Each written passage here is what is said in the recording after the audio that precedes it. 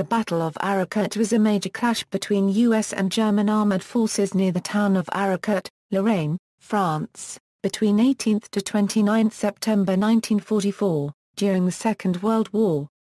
As part of a counteroffensive against recent U.S. advances in France, the German 5th Panzer Army had as its objective the recapture of Lunéville and the elimination of the U.S. XII Corps bridgehead over the Moselle River at Dieulouard. With local superiority in troops and tanks, the Germans anticipated quick defeat of the defending Combat Command A of the U.S. 4th Armored Division.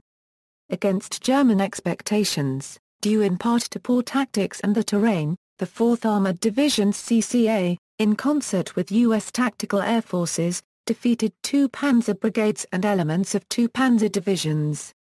Opposing forces, for the battle, the German 5th Panzer Army had an actual strength of 182 tanks, with an additional 80 self-propelled assault guns, for a total of 262 vehicles. It initially comprised 2 Panzer Corps headquarters, the 11th Panzer Division, and the 111th and 113th Panzer Brigades. The 11th Panzer Division, while battle-experienced, was badly in need of tanks, having lost most of its complement in earlier fighting. Conversely, the 2 Panzer Brigades had the newest Panther tanks and fresh crews, but had virtually no battle experience, and insufficient training. The need to quickly respond to the sudden advance of the 4th Armored, as well as inadequate fuel supplies, had left the crews with shortened training schedules and little proficiency in tactical maneuvering in large-scale, combined arms operations. At the time of the battle, the U.S. 4th Armored Division's combat commander, under Colonel Bruce C. Clark, consisted primarily of the 37th Tank Battalion, the 53rd Armored Infantry Battalion, 2 Armored Field Artillery Battalions, and a towed 155mm Howitzer Field Artillery Battalion, the 191st. Also present were elements of the 35th Tank Battalion, the 10th Armored Infantry Battalion, the 704th Tank Destroyer Battalion, the 25th Cavalry Squadron, the 24th Armored Engineer Battalion, and the 166th Engineer Combat Battalion. CCA formed part of the 4th Armored Division under General John S. Wood, who was in turn under the command of General Manton S. Eddy of the U.S. 12 Corps. In addition to a numerical advantage over CCA, the 5th Panzer Army's Panther tanks were superior to U.S. M4 Shermans in both armor protection and main gun range. Only in close air support did U.S. forces enjoy a significant advantage. Earlier sorties by U.S. fighter bombers caused some German panzer units to fail to arrive in time for the battle, as they were preemptively damaged or destroyed in separate encounters with other Allied forces. The battle, on September 18, with the weather deteriorating and heavy fog settling in, U.S. tactical air forces were unable to locate and destroy advancing German armored units. However, while shielding the German advance from air observation and attack, the weather also handicapped the 5th Panzer Army. Poor visibility combined with a lack of motorized scouting and reconnaissance units in the new Panzer Army formations prevented German armored forces from properly coordinating their attack, which soon degenerated into a disjointed series of intermittent thrusts. The first German attack, mounted by the 111th Panzer Brigade, fell on the 4th Armored Division's Reserve Command and the 12 Corps Reconnaissance Group at Lunéville on September 18, 1944. In sharp fighting, the understrength U.S. forces, augmented by reinforcements from both the U.S. 4th and 6th Armored Divisions, managed to beat back the attack. Generals Wood and Eddy, believing the Lunéville engagement to be only a local counterattack, initially decided to proceed with a planned corps offensive. However, reports of increased German activity throughout the night of September 19 led to postponement of the attack. The 5th Panzer Army, having failed to take Lunéville quickly, simply bypassed it, and began moving north to strike at CCA's exposed position in and around Arracourt. The battle that resulted was one of the largest armored engagements ever fought on the Western Front. Combat Command A's dispositions around Arracourt consisted of a thinly held salient, using an extended outpost line of armored infantry and engineers supported by tanks, tank destroyers, and artillery. At 0800 on September 19, company-sized elements of the 113th Panzer Brigade penetrated CCA outposts on the east and south faces of CCA's salient. 2 tank destroyer platoons and a medium tank company engaged the panzers in a running fight that extended into the vicinity of CCA's headquarters, where a battalion of self-propelled M7 105mm howitzers took the panzers under direct, point-blank fire. Poor tactical deployment of the German tanks soon exposed them to fire from American tanks, tank destroyers, anti-tank forces, and artillery units. As 5th Panzer Army was not equipped with integral scouting units, the Germans were forced to advance blindly against the Americans, whose positions were shrouded in thick morning fog. Reinforced with additional tank, infantry, and cavalry elements, and aided by the Germans' persistence in repeating the same plan of attack, CCA was able to locate and prepare for battle on ground of its own choosing. A combination of concealed defensive positions, command of local terrain elevations, and adroit fire and maneuver tactics allowed the 4th SCCA to negate the superior armor and firepower of the German AFVs. While the advancing Germans were continually exposed to American fire, U.S. armor was able to maneuver into favorable defensive positions, staying hidden until the German AFVs had closed to within effective range. The fog that had allowed German forces tactical surprise and protection from U.S. air attack also negated the superior range of their tank guns. From 20 to September 25, the 5th Panzer Army fed the 111th Panzer Brigade and the understrength 11th Panzer Division into a series of disjointed attacks against the Arracourt position. On September 20, German Panther tanks moved towards the headquarters component of the 4th Armored Division's combat commander, and several 4th AD support units were pinned down or trapped by the German advance. An Army observation pilot, Major Bazooka Charlie Carpenter, took to the air with his bazooka-armed L-4 Cub, nicknamed Rosie the Rocketeer, to attack the enemy. At first, Carpenter was unable to spot the enemy due to low clouds and heavy fog, which finally lifted around noon. Spotting a company of German Panther tanks advancing towards Arracourt, Carpenter dived through a barrage of German ground fire in a continuing series of attacks against the German panzers, firing all of his bazooka rockets in repeated passes.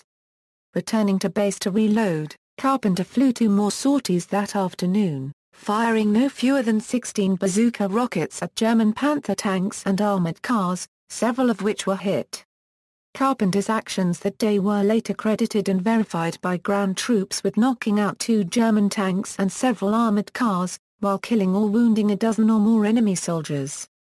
Carpenter's actions also forced the German tank formation to retreat to its starting position, in the process enabling a trapped 4th Armored Waterpoint support crew to escape capture and destruction. On September 21, with skies clearing, P-47 Thunderbolt of the 405th Fighter Group, 84th Fighter Wing of the U.S. 19 Tactical Air Command were able to begin a relentless series of attacks on German ground forces. In addition to missions of opportunity flown by 19 TAC fighter bombers, CCA was able to call in tactical airstrikes against German panzer concentrations.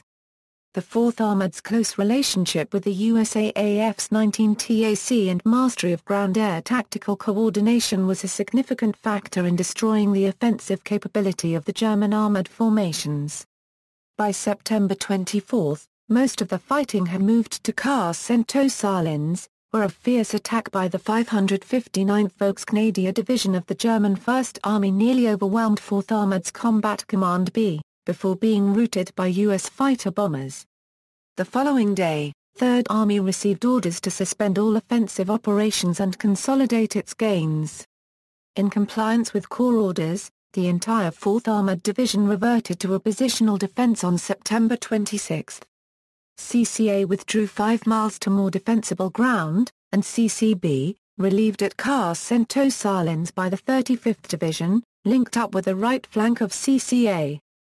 The 5th Panzer Army, by now reduced to only 25 Panther tanks, pressed its attacks unsuccessfully for 3 more days, until clearing weather and increased American air activity forced the Germans to suspend their counteroffensive altogether and begin a retreat towards the German frontier. Aftermath. The final tally for the battle was as follows. Of the 262 tanks and assault guns deployed by the German units in the week of fighting near Arracourt, 86 were destroyed, 114 were damaged or broken down, and only 62 were operational at the end of the month. The 4th Armored Division's combat commander, which had borne the brunt of the 5th Panzer Army's counteroffensive at Arracourt, lost 25 tanks and 7 tank destroyers. As a division, the 4th AD lost some 41 M4 medium tanks and 7 M5A1 light tanks during the whole month of September, with casualties of 225 killed and 648 wounded. Zalaga.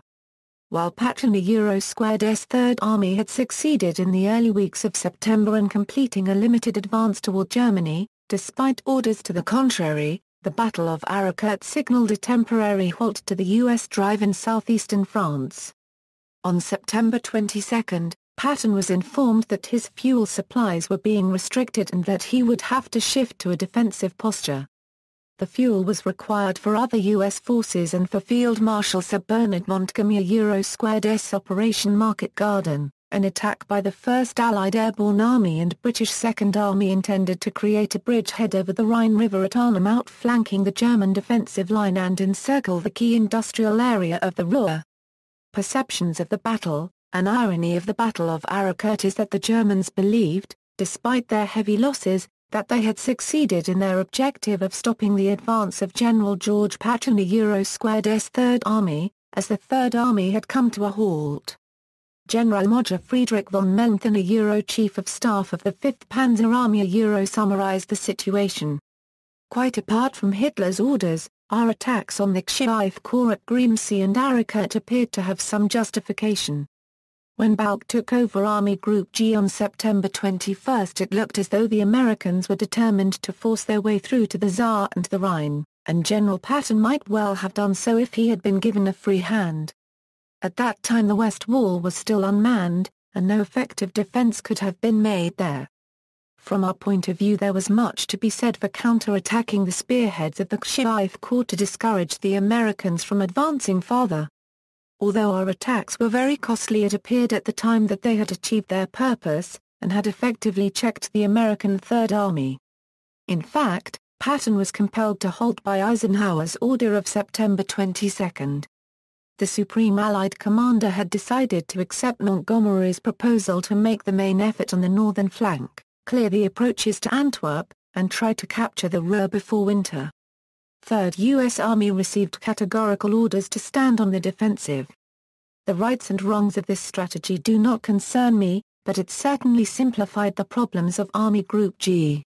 We were given a few weeks' grace to rebuild our battered forces and get ready to meet the next onslaught. Robert S. Alina Euro-Squared-S 1947 work Lucky Ford, a volume full of praise for General Patton and the Third Army's campaigns in 1944-45, does not mention the Battle of Arracourt at all. In the face of the initial German attacks, the Third Army was little troubled by them, and concentrated on its own advance on Sarreguemines. Subsequently, Patton and his staff had to focus on reorganization, in order to comply with Eisenhower Euro-Squared-S order to halt their advance. But the actions at Arracourt, among others fought by the Third Army in September 1944, contributed to a shift in U.S. perceptions of the campaign. Yet by the end of September, the expectation of a rapid final offensive into the Reich had faded into a far less substantial hope than it had seemed when the Allies drove headlong across the First World War battlefields a month before.